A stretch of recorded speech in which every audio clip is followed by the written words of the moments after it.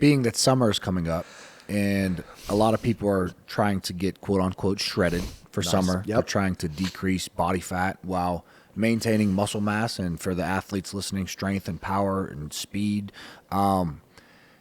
Being that, so it's true that calories in influence calories out. When dieting for summer, would it be a better idea to start with much higher calories and then diet from there, as opposed to just cutting 1,500 calories right away and going low because you think that's going to help you lose more weight by just being in a larger deficit? Is it smarter to start higher and then cut slowly? Yeah, I think that is true. So what would you do? Let me redo my question. If you had, let's say, a 20-year-old college athlete, we'll say Division II basketball player. Yep. I know there's somebody out there listening Absolutely. who's in those shoes. And it's the off season. He gained a little bit of body fat. Now he wants to cut down. We'll even say he's willing to count his macros. What would you have him do? Where do you start with somebody like that? Yeah, that's a perfect setup. And so there's a couple factors we want to think about. One, we know as soon as we start to restrict, the body starts to catch on. And we also know that the bigger the restriction, the faster the body catches on. And so what I'd encourage people to do That's is very important to know. That's important because you're on a time clock, but it's also to say that you have the ability to manipulate when the clock starts. And so what I like to say is there's a big difference between shortchanging the drawer and robbing the bank. One of those is going to get the police called a whole lot quicker. Right. Yeah. And so we're not trying to rob the bank. The other thing we got to think about, though, is what we call the bioenergetics of this person you're talking about, the energy use of this person. Our body burns carbs, fats, and protein as energy. Protein is only what it uses if it's desperate. So most of us aren't walking around burning on protein. 2% of our body uses protein for energy. The majority, the lion's share, is a combo of carbs and fat. Muscles use carbs dominantly, some fat. Brain uses carbs. And so the more active a person is, the more need for carbohydrates for optimum performance. So if you get an athlete that does keto, they're going to crash real hard. Right. Or there's going to at least be a period of crash until they get into that ketosis. But if you have an explosive athlete, you don't want to put them in ketosis because ketosis prevents that anaerobic threshold, which is the maximum, like the 100% effort stuff, explosive jumps, sprints.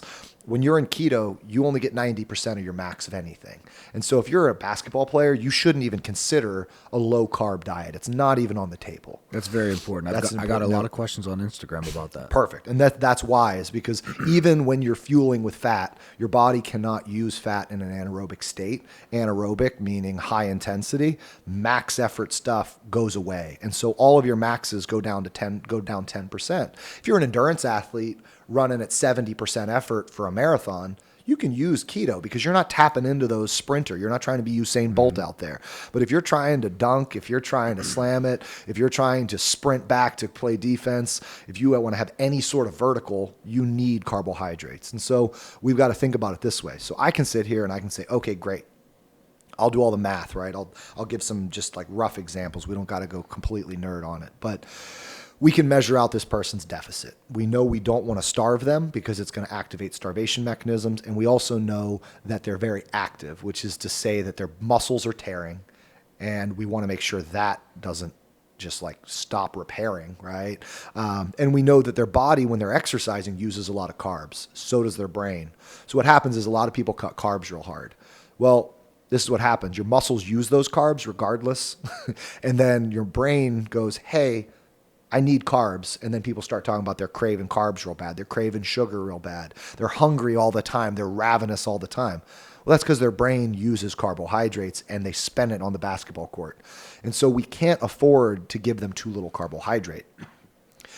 Our body only has so much carbohydrate stores, right? Those are very limited. A little bit in the liver, a little bit in the muscle in case a tiger comes and we need to run away. In the liver to keep our blood sugar stable while we're sleeping so we don't go into a coma while we sleep. That's basically the carb stores we have. We've got fat stores for days.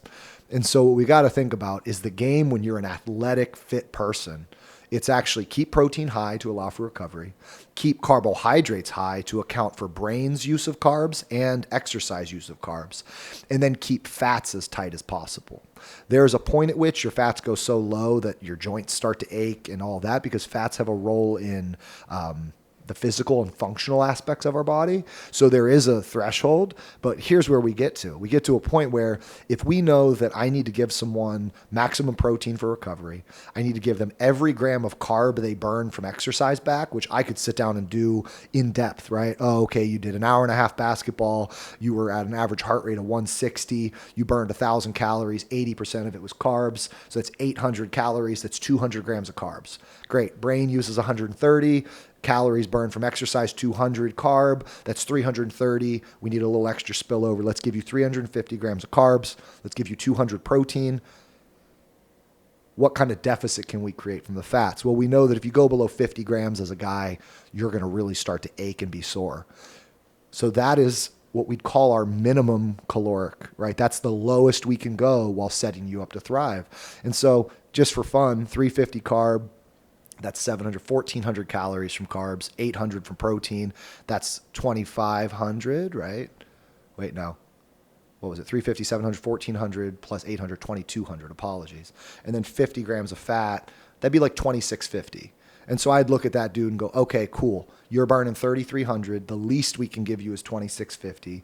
That's going to be 1.5 pounds a week. That's the fastest that person can lose weight. Right. And so people get so caught up in trying to set records of how fast they lose. That is the stupidest thing you can pay attention to. Because one, if you go fast, you're going to shortchange. Basically, you're going to rob the bank. You're going to starve yourself. Your body's going to rebound hard. Then you're going to overeat on the other side. Your body's going to pour the fat back on in the wrong places. It creates resistance the next time around. And then when you're 55 years old, all of a sudden you can't lose anymore. And you get a bunch of people that spent their life yo-yoing. And so one, that's a reason not to do it. But the other part is, not to mention when you're training, injuries, and all of that other stuff. When you starve yourself, again, your body has to stop doing things. One of the first things it can't do is build new muscle. So people go into this cut and then they go and train like they're trying to build. The body goes from tear, repair to tear, inflame. And then they get injured and all of that. And so it's to say to put yourself at a crazy deficit's a bad idea. When people focus on rate of weight loss, they focus on the wrong thing. They also get obsessed with, instead of rate of fat loss, which is, again, getting shredded, is having muscle tissue, having low enough body fat. And then the muscle tissue, though, your muscles are almost all water and carbs. So when you're carb depleted, your muscles look flat. They're like water balloons that are half full. You need carbs. That's why bodybuilders carb up on the day of a show. The muscles get nice and full. They pull water in, and the muscles swell up like big, dense water balloons. They look real tight. And so we've got to think about it as, okay, rate of weight loss is going to screw you. So you've got to make sure you fall out of love with how fast you can lose, because if you obsess with rate of weight loss, that's why people go keto. They'll cut carbs and your body holds, 6 to 8 pounds of carbs and water. So you get this quick 8 off, but it's not fat mass lost. So if you got a dude that's really active, trying to get shredded for summer, right? The comment is, we need to give them enough carbs for exercise and for brain. We need to give them enough protein for recovery. We need to give them that base amount of fat just for like function purposes, and recognize that their deficit is whatever that other part of that fat was. It's not going to be this fast, aggressive thing. It's going to be pound and a half a week of fat at most. If you're losing more than 1.5 pounds, it's probably not fat mass, or you're ravenous, one or the other.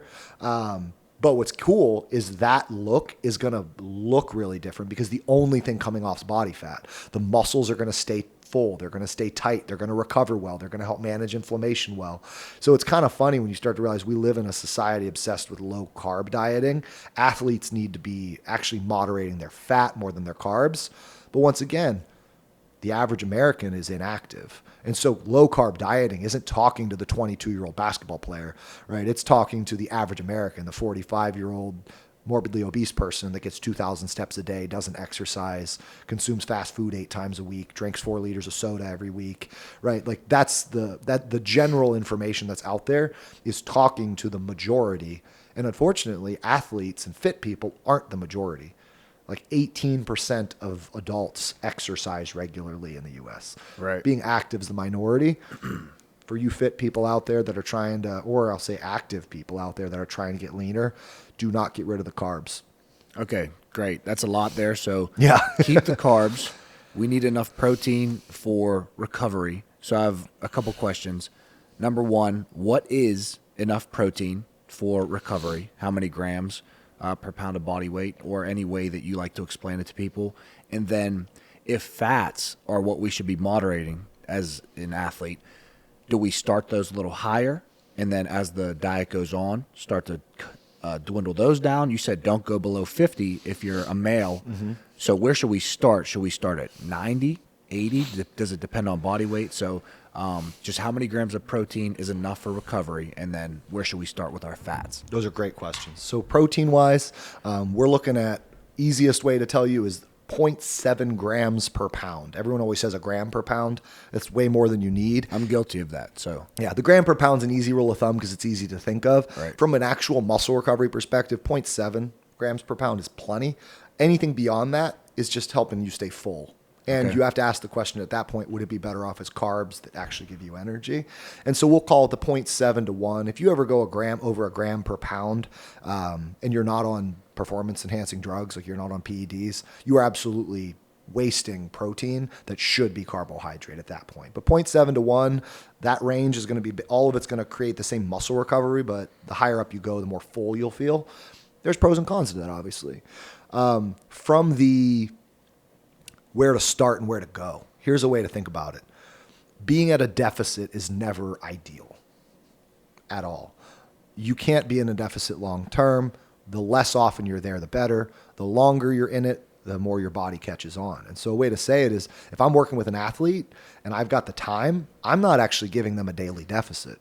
I'm a really big fan of what I like to call the fuel feast fast, or fuel fast feast, which is we look at their training days and we actually don't give them a deficit on those days. They walk into training days fueling at caloric maintenance. They walk in with the intention of using, abusing, and challenging muscle, knowing that there's the nutrition to recover.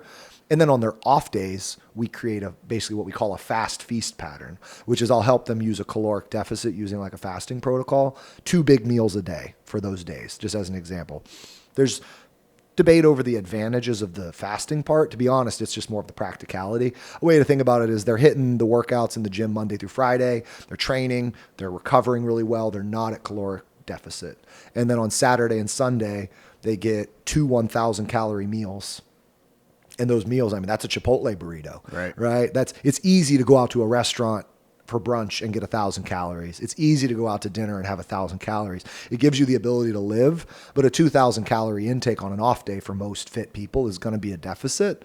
And what's cool, so you get 2 days at a deficit, right back up to fueling, metabolism back up. And so what ends up happening is, instead of that idea of constant deficit, where for ease, you're burning 3,300, you eat 28, within 6 months, you're burning 28. Well, if you're burning 3,300 and you're eating 2,000 twice a week and 3,300 5 times a week, 6 months later, you're still burning 3,300. And so we can create a metabolic preservation through infrequent deficits. Now you can hear where we're only creating a deficit twice a week there. We're not going to be losing record-setting pace of fat loss, but you're going to be losing pure fat. You're going to be feeling fantastic. You're not going to be falling behind on inflammation and recovery. You're going to be setting PRs in the gym. You're going to be performing in your games. And so when I work with an athlete, I don't ever put them in a constant deficit. It is one of the stupidest things you can do. You're just setting them up to abandon muscle recovery. I think that's what 99% of people who diet do.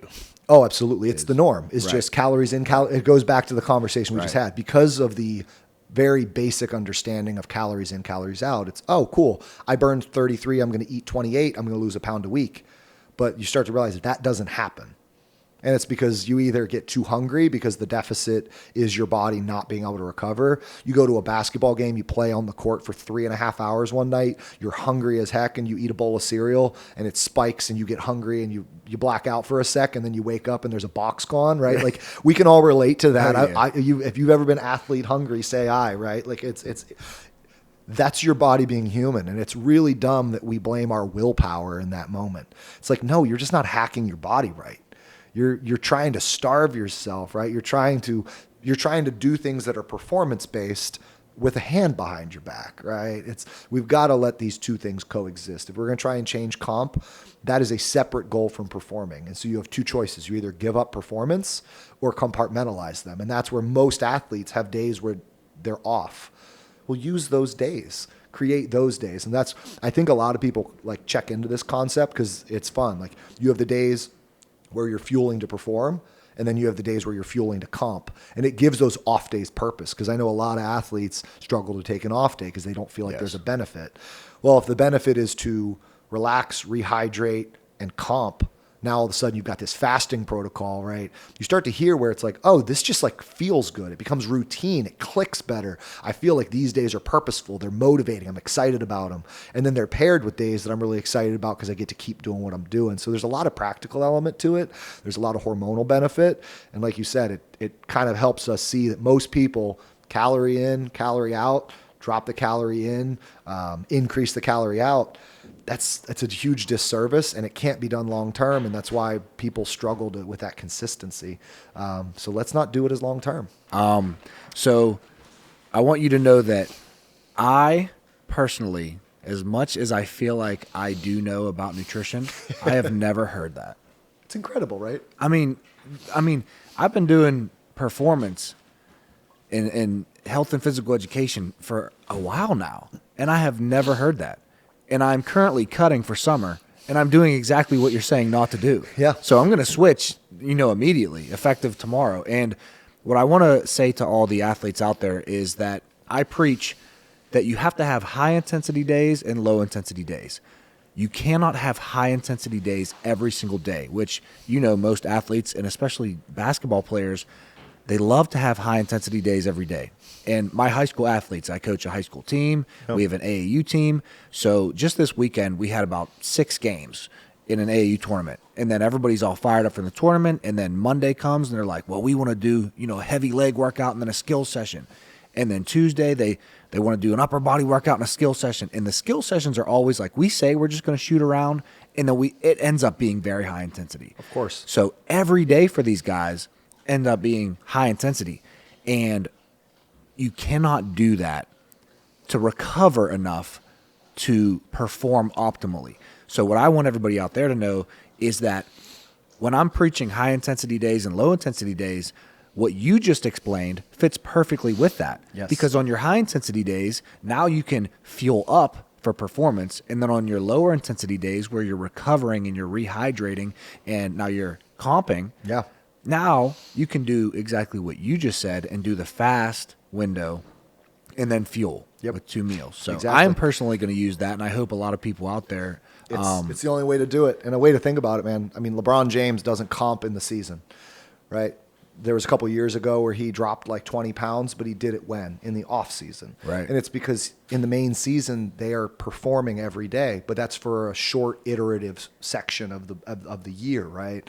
And they know he's not walking around at a calorie deficit, but guess what? Why is he 6% body fat? Well, because he exercises like crazy, right? And that's the thing to keep in mind is the more active you are, the more naturally lean you can be because of how the hormonal aspects of exercise affect really your body's willingness to burn stuff. But for us out there that are trying to sort of do 2 things at once, you start to realize the mistake is trying to do both every day. You need to find a way to compartmentalize, and sometimes that looks like having a part of the season that's less intense, and then you can comp a bit more consistently. Or during a season where you're hitting it hard, or if you've got programming where you're hitting it hard, we've got to find that if you're going to try and do both, you got to give yourself a chance to do both. And I guarantee you're going to love it. You're going to thrive because you'll start to. Again, it's what we just talked about. When you go onto a high-intensity day where you're burning a ton of carbohydrates and then you're trying to diet, you're holding your breath at that point. You're not going to feel good. You're not going to recover well. You're setting yourself up to crash. You can't perform with a caloric deficit. Those 2 things they just don't coexist. Your body can't tap into fat stores to help you explosively jump and throw a ball down. Like that just doesn't happen. Your body needs those carbs. So we got to make sure you're fueling adequately for performance.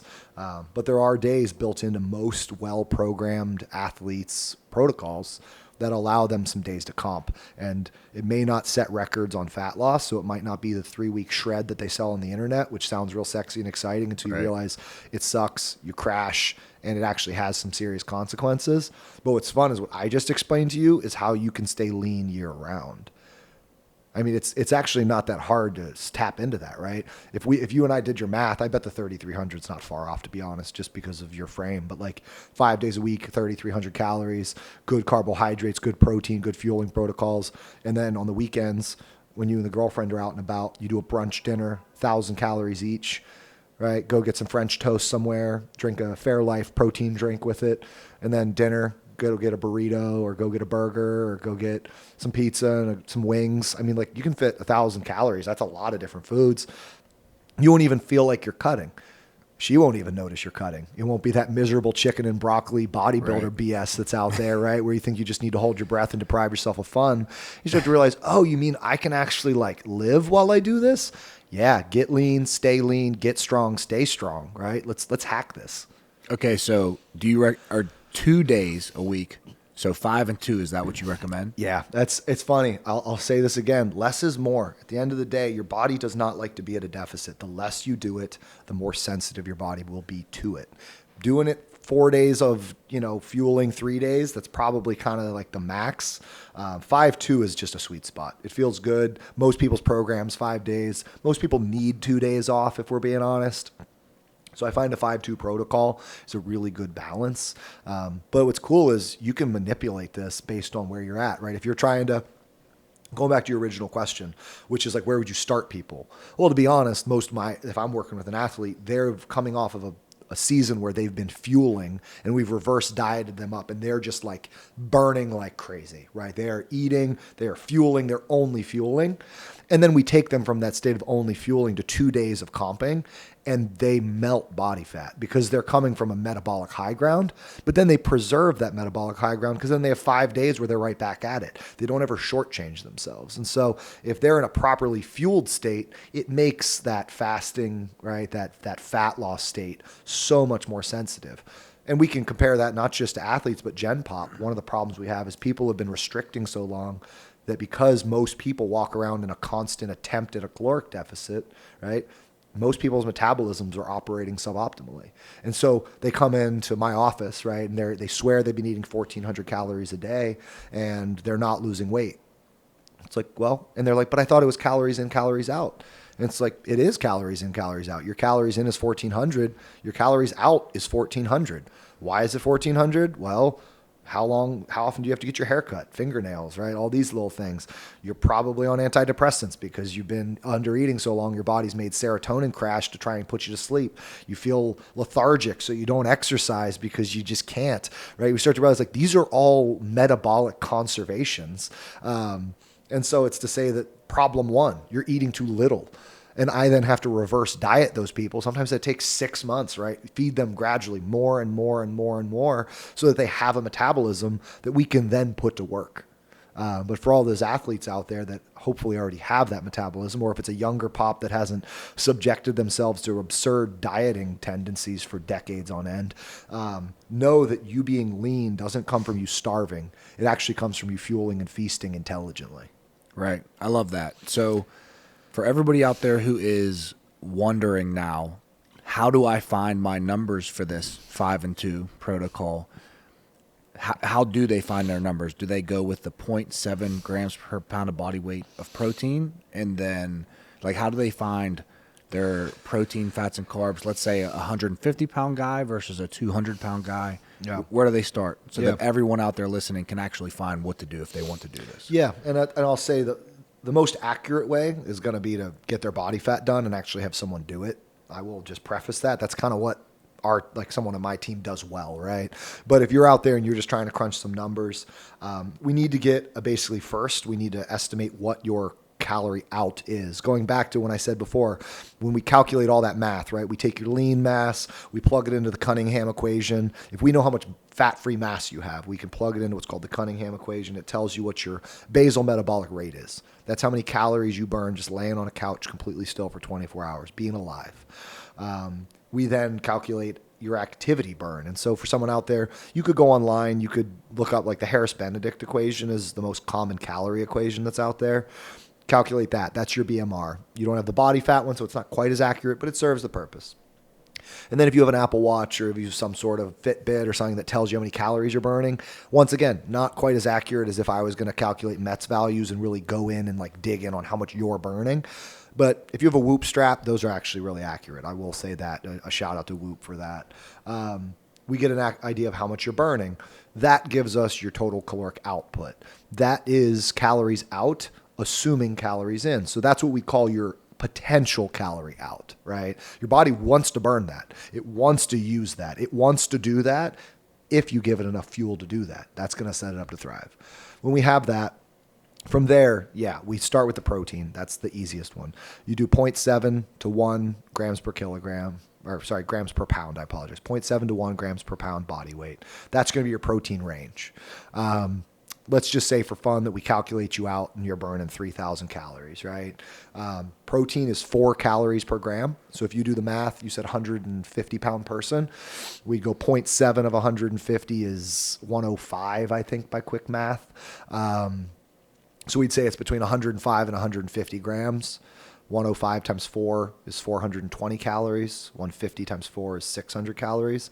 So we're saying of that 3,400 to 600 of it's protein. From there, we would basically say, hey, let's control the fats. And so rough rule of thumb, 50 to 60 grams of fat. That's going to be for a guy that's, young, fit, athletic. It's going to be about as low fat as we want to go so we don't dry joints out long term. And they can start there? They can start there. Okay. Yep. And again, I'm hoping these people are already fueling real well. And again, if they're not, then that needs to be a whole separate conversation. Go see a dietitian is what I'd say. You're going to need to reverse back up. You need to reverse back up. Yep. But we do the 50 grams of fat. That's 450 calories. So now we're saying of the 3,000, we had 600 from protein. We have 450 from fat. That's 1,050 of the 3,000. 2,000's left.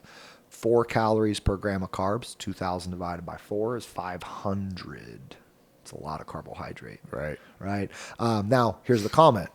We can note, right, the 3,000 calorie burn. This is where we go, okay, so where do we create this deficit? And that's where I said before, in an ideal world, you have your fueling days, which what we just gave you there was potential fueling days. And then we have our fasting days where those can just be a little bit tighter. You don't need as much carbohydrate on those days. And so what we would do, though, is recognize that 3,000 example was based on your activity, right? We calculated how much you burn just to be alive and then how much you burn as an athlete. Well, on your off days, you're not doing the athlete part. And so for a guy your size, like your basal metabolic, you just laying on a couch is like 2,400 roughly, right? I'm like 2,250 just as like a rule of thumb. 150 pound dude's going to be 1,800 or 1,900. Once again, you can use the Harris-Benedict equation to calculate that for yourself. If you type in that online, it's pretty easy to find. It's like, and most of those like calorie calculators that are out there, that's what they start with. That's kind of the base one. So we'd look at it and we'd say, okay, cool. We're trying to have our day where we have our activity. So the Harris-Benedict calorie calculators are going to say, what's your activity factor? And then on the off days, it's just going to be your BMR. And we really want to focus on creating a deficit on those kind of BMR days, those active recovery days, the days where you're just walking around, lounging around, all that good stuff. But so I guess I'll pause and just kind of build it back up. So step one, we need to figure out how many calories you're burning on days and off days. That's the first thing. From the calorie, we can then break down the macros through what you just said. Calculate the protein, calculate the fats, the rest is carbs. That's kind of how you build that out. Now, very quickly, could somebody, to find out how many calories they're burning, could someone out there right now just try to find their maintenance and consume, like on those activity days? I know activity is different every single day. Yeah. But could they say, hey, I'm going to try to eat 3,300 calories for the next 2 weeks and see if my weight stays the same? Oh, absolutely. And then they could use that to go off of? To establish a maintenance. Absolutely. Okay. Yeah, that could be good. And then again, it's kind of fun because one of the things I'll point out too is, yes, we could try and micromanage this by macros, right? And I think macronutrients and tracking can be a useful thing to like kind of calibrate you. But to what you just said, I think there's actually more value in that, which is to say, if we have you maintaining, what stops you from continuing eating that way 5 days a week? And then 2 days, track. Right. Right. Focus on the comp days as the only days you track. Let the 5 days of fueling be a little bit intuitive. Make sure you're getting good protein and good carbs. Right. But like you said, if you're maintaining and feeling good, let that be your base, and then have 2 days, your off days, where you comp it down. And we know that there's going to be a drop in fats. We know those days because you're less active, there's a drop in carbs. But what's kind of fun is if you track the calories, if you focus on 2,000, just as an easy example, 2 days a week, and you've got fueling days elsewhere, it becomes a little bit less concerning because the deficit isn't this like long-term extended state. You're basically dipping down to tap into fat reserves periodically, which is to say, part of the reason I like this is because it doesn't have to be as exact. We don't have to jump through all these hoops and have macros on this day, macros on this day. We can set it up so it's, hey, you got a good fueling pattern on these days. And then these 2 days, let's just dial it in. 2 meals, make sure it's under 1,000 calories, make sure there's a protein and a produce, and go from there, right? Just let it kind of be. And because you tap into it, it's a little bit more, that way it's a little bit more intuitive, it's a little less strenuous, and you will absolutely see the results. So. Right. Okay. I love that. And that was a lot of information that came off of one true or false question. That was one true or false question. Oh man. Look at all my notes. Oh, we got 3 more hours here, guys. So buckle up. All those